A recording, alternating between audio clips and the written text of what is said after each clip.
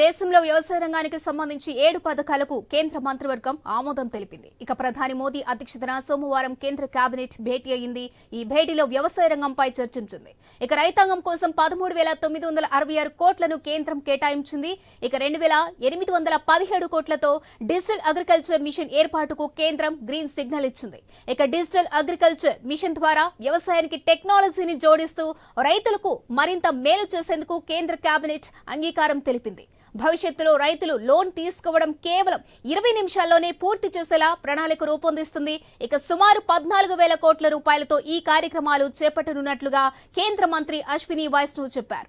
ఇక వ్యవసాయ రంగంలో పరిశోధనలు, విద్య, వాతావరణ మార్పులు, సహజ వనరుల నిర్వహణ, డిజిటలైజేషన్, పాడి పరిశ్రమ, ఉద్యాన పంటలకు ప్రోత్సాహకాలే లక్ష్యంగా ఈ పథకాలు అమలు చేయనున్నట్లుగా ఆయన వివరించారు.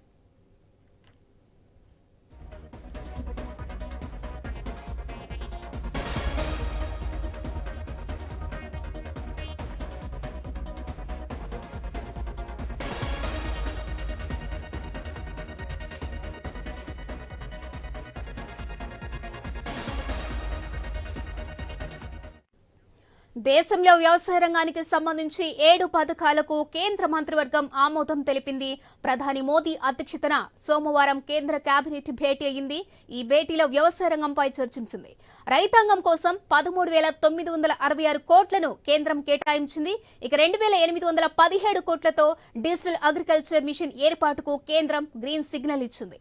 ఇక డిజిటల్ అగ్రికల్చర్ మిషన్ ద్వారా వ్యవసాయానికి టెక్నాలజీని జోడిస్తూ రైతులకు మరింత మేలు చేసేందుకు కేంద్ర కేబినెట్ అంగీకారం తెలిపింది.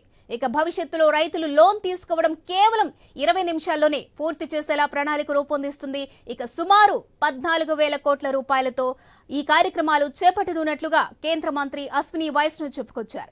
ఇక వ్యవసాయ రంగంలో పరిశోధనలు, విద్య, వాతావరణ మార్పులు, సహజ వనరుల నిర్వహణ, డిజిటలైజేషన్, పాడి పరిశ్రమ, ఉద్యాన పంటలకు ప్రోత్సాహకాలే లక్ష్యంగా ఈ పథకాలు అమలు చేయనున్నట్లుగా ఆయన వివరించారు.